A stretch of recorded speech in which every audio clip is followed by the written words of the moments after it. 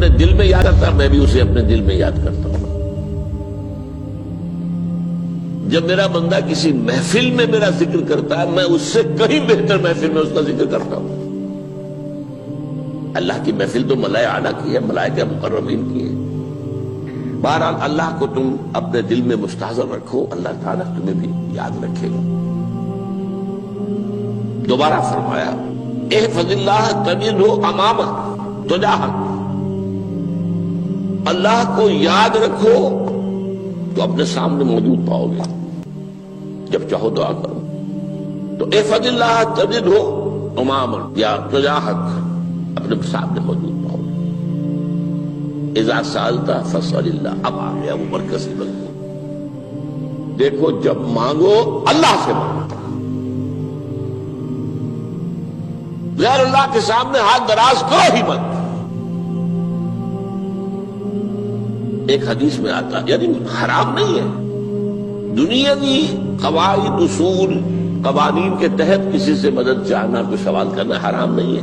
آپ سوال کریں، مدد لیں، اسی پر دنیا قائم ہے، ایک دوسرے کے ساتھ تعاون کے ساتھ. لیکن اونچا مقام کیا ہے؟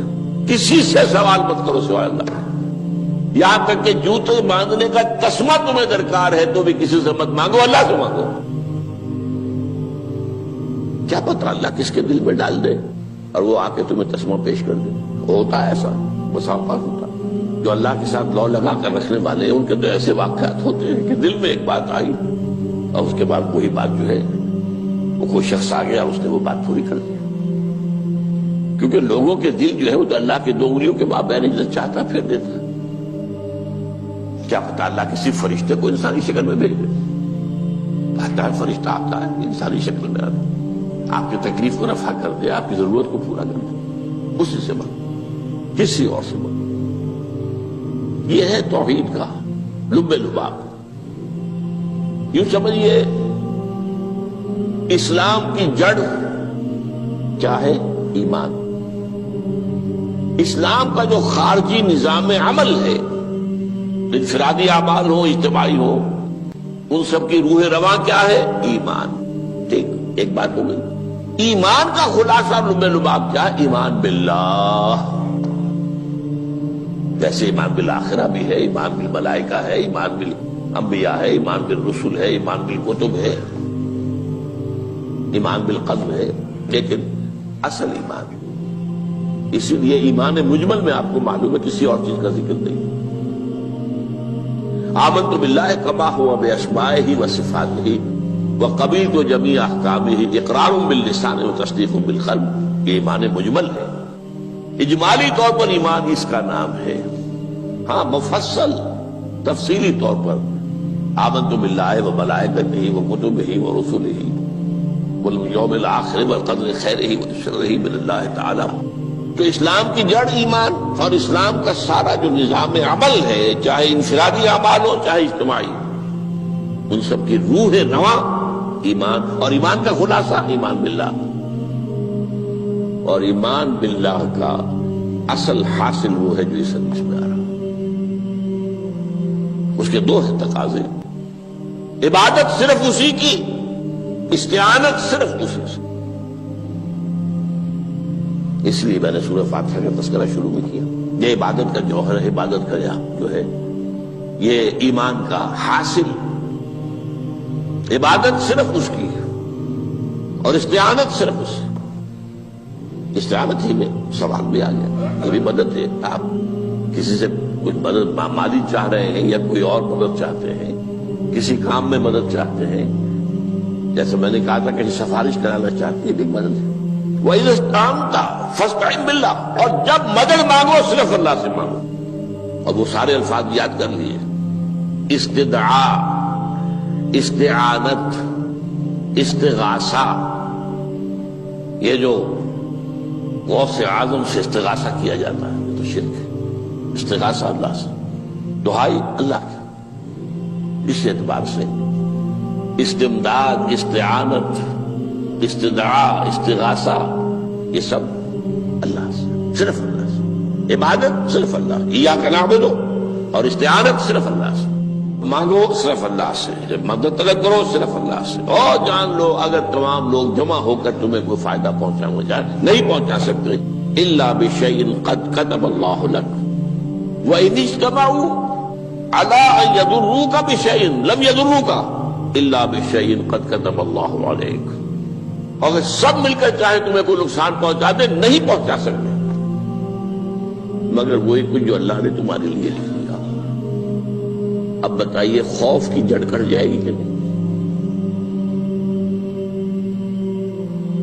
یہ جو ایمان جو ہے یہ خوف اور حزن دونوں سے نجات دلانے والی بات ہے۔ جو حقیقی مومن ہے وہ اللہ کا ولی ہے، حقیقی مومن وہ اللہ کا ولی ہے، اور الا ان اولیاء اللہ لا خوف علیہم ولا هم يحزنون۔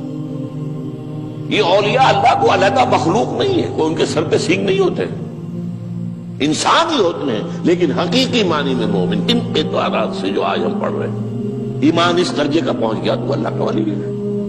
اور لوگ بڑی خوف کس بات کا ہوگا؟ کس سے خوف کروں؟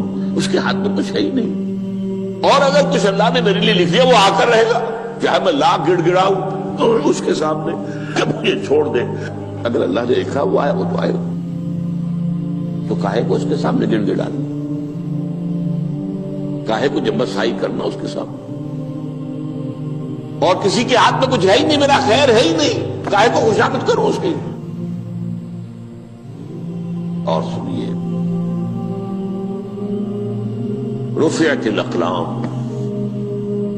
دیکھو نوجوان، قلمیں اٹھا لی گئی ہیں، وجفت الصحف، اور جو رجسٹر ہیں صحیفے ان کی سیاہی خشک ہو چکی ہے۔ یہ ہے وہ اللہ کا علم، اس میں ہر شے لکھ دی گئی ہے، اس کی قلم اٹھا لیے گئے۔ جیسے آپ کو معلوم ہے امتحان ہوتا تھا، 3 گھنٹے ختم ہو گئے، اسٹاپ رائٹنگ، بس اب قلم رک جانا چاہیے۔ وہ قلم تو تقدیر کا کاتب جو ہے وہ قلم اس کا اب اٹھا لیا گیا، اور جو صحیفے جن پر کے لکھا گیا وہ خشک ہو گئے۔ یہ تو روایت ہے جو امام ترمذی نے جس کو روایت کیا، یہ متن ان کا ہے جو ہم نے پڑھا ابھی، اور ان کا قول یہ ہے کہ یہ حدیث حسن صحیح ہے، لیکن یہی روایت اور انہی راوی سے عبداللہ ابن عباس سے رضی اللہ تعالیٰ عنہما اور بھی محدثین نے کی ہے، تو اس میں سے ایک اور متن جو ہے وہ یہاں پر امام نووی نے دے دیا ہے۔ احفظ اللہ تجدہ امامک، یہ تو پہلا وہ ٹکڑا تھا، وقت تو جاہک تھا، یہاں امامک ہے، امام مطلب ایک ہی ہے، اپنے سامنے پاؤ گے۔ اللہ کی حفاظت کرو، اللہ کو دل میں، اللہ کی یاد کو محفوظ رکھو، گویا کہ اللہ کو مستحضر رکھو۔ ذکر اللہ کے معنی کیا ہے؟ استحضار اللہ فی القلب، یہ ذکر اللہ ہے۔ جنہیں ہم ذکر سمجھ بیٹھے ہیں وہ ذکر کے ذریعے اقیم الصلاۃ لذکری، نماز قائم کرو میری یاد کے لیے، نماز ذریعہ ہے یاد کا۔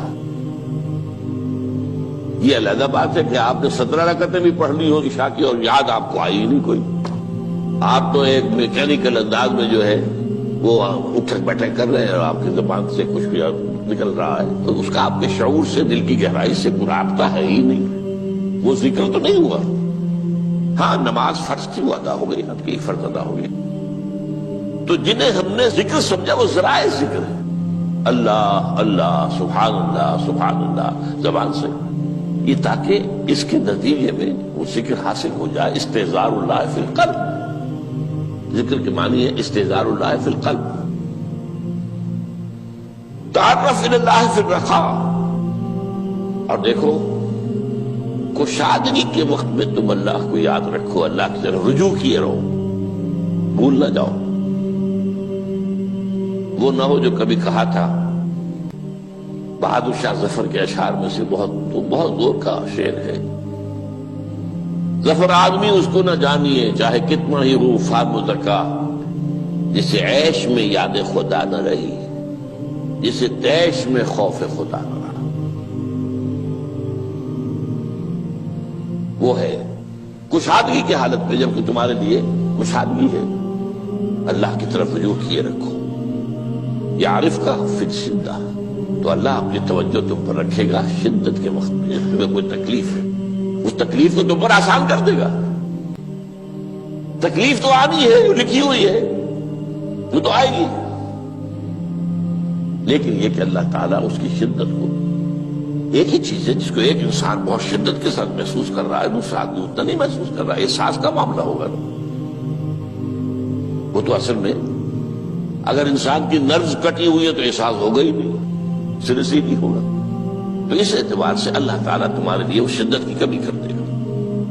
وَاعْلَمْ أَنَّمَا أَخْطَأَكَ لَمْ يَكُنْ لِيُصِيبَكَ، اور جان لو جو چیز تم سے چھوٹ گئی ہے، رہ گئی ہے، وہ ہرگز تمہیں ملنے والی نہیں تھی۔ اب آپ نے کسی ملازمت کے لیے درخواست دی ہے، درخواستیں مانگی گئی ہیں، اپنی سی محنت کر لی، نہیں ملی ملازمت، اب آپ بیٹھے ہوئے افسوس میں، رنج میں، غم میں، فلاں نے یہ کر دیا، فلاں نے یہ کر دیا، وہ فلاں جو ہے بڑی تکڑی سفارش لے آیا تھا، فلاں نے رشوت دے دی۔ چھوڑو میاں اس کو، وہ تمہارے لیے نہیں تھی۔ کاہے کو اپنے ذہن کے اندر یہ کھچڑی پکا رہے ہو بیٹھے ہوئے؟ خواہ آپ شاید سوء ظن میں بھی مبتلا ہو رہے ہو، کسی نے نہ رشوت دی اور آپ سمجھتے ہو کہ رشوت دی ہے اس نے۔ یہ ساری چیزیں جو ساری سیئات، ان کی جڑ کٹ جائے گی۔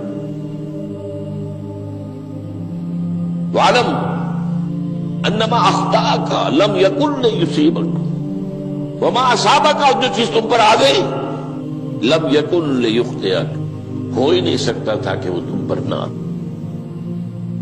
یہ کر لیتا تو ہو جاتا، شاید یہ کر لیتا، میں نے ٹیکا پہلے لگوا دیا ہوتا تو یہ بات نہ ہوتی۔ بھائی وہ جو ہونا تھا وہ ہونا تھا۔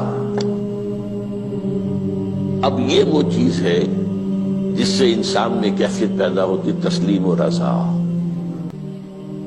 ہم بھی تسلیم کی خو ڈالیں گے، بے نیازی تیری عادت ہی صحیح، اے اللہ جو تو نے چاہا مجھے قبول ہے۔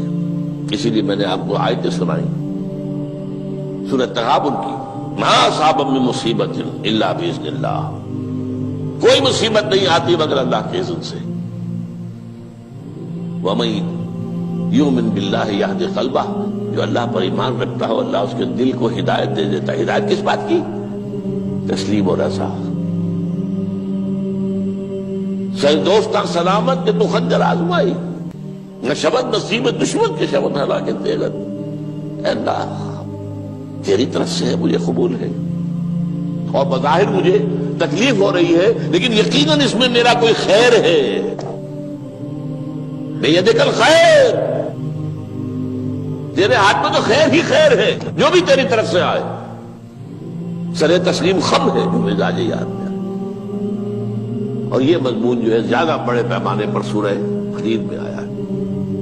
ما اصاب من مصیبت فی الارض ولا فی انفسکم الا فی کتاب من قبل ان نبرأہا، کوئی مصیبت نہیں آتی نہ تمہاری جانوں میں نہ زمین میں، زمین میں زلزلہ آ جانا، سیلاب آ جانا، کچھ اور زمین کا دھنس جانا، یا یہ ہے کہ تمہاری جانوں میں کوئی بخار ہو گیا، کوئی اور تکلیف ہو گئی، اچانک معلوم ہوا کہ صاحب جو کینسر ہے، اور کینسر بھی اب 3rd stage کو پہنچ چکا ہے، لیکن جو بھی آیا ہے وہ اللہ کے علم کی کتاب میں پہلے سے لکھا ہوا ہے۔ فی کتاب من قبل ان نبرأہا، یہ کتاب میں درج ہے اس سے پہلے کہ ہم اسے ظاہر کریں۔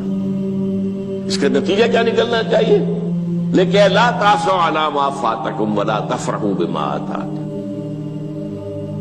افسوس نہ کیا کرو جو تم سے جاتا رہے، چھوٹ جائے، کوئی عزیز فوت ہو گیا، کوئی موقع ہاتھ سے نکل گیا، ارے بھائی میں چوک گیا، بڑا موقع تھا، اب اس پر افسوس کر رہے ہیں۔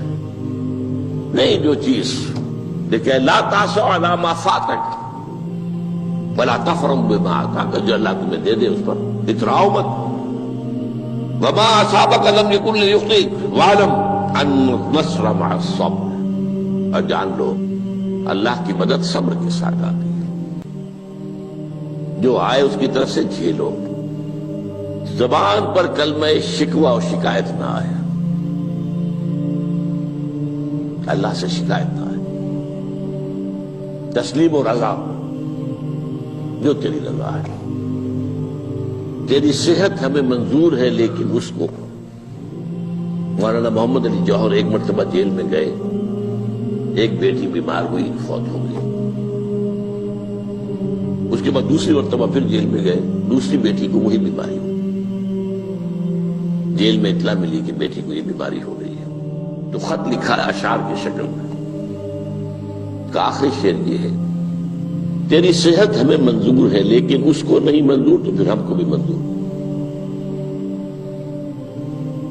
ہم تو چاہتے ہیں میں بیٹی کے تجھے شفا ہو جائے، اسے منظور نہیں تو پھر ہمیں بھی بتا۔ وَاعْلَمْ أَنَّ النَّصْرَ مَعَ الصَّبْرِ وَأَنَّ الْفَرَجَ مَعَ الْكَرْبِ۔ فرج، فراخی، کھل جانا کسی چیز کا، یہ ہے کرب کے ساتھ، تکلیف کے ساتھ، تکلیف ہوتی ہے ساتھ۔ اللہ نے قانون بنایا ہے دنیا کا۔ اب آپ اندازہ کیجئے بچے کی ولادت میں ماں کو کتنی تکلیف اٹھانی پڑتی ہے۔ آج کل تو فیشن ہو گیا ہے، سیدھے سیدھے جاؤ آپریشن کراؤ، تکلیف سے بچ جاؤ، لیکن یہ ہے کہ یہ بھی آپ کے علم میں ہوگا، وہ ساری تکلیف جیسے ہی بچے کو لا کر ماں کے برابر لٹایا ہے، ساری تکلیف ختم، پھر جو راحت اس سے میسر آتی ہے۔ ان الفرج مع الکرب وان مع العسر یسرا، اسی لیے میں نے وہ آیتیں بھی پڑھی تھی، ان مع العسر یسرا ان مع العسر یسرا۔ اس دنیا میں یہ اللہ نے نظام بنایا ہے، سختیاں جھیلنی ہی ہوں گی۔ لقد خلقنا الانسان فی کبد، ہم نے انسان کو پیدا کیا مشقت کے اندر، مشقت تو کرنی پڑے گی۔ کسی کی جسمانی مشقت زیادہ، کسی کی ذہنی مشقت زیادہ، مشقت سے چارہ کسی کو نہیں۔ تو یہ ہے ان مع العسر یسرا ان مع العسر یسرا۔ بارک اللہ لی ولکم فی القرآن العظیم ونفعنی وإیاکم بالآیات الذکر۔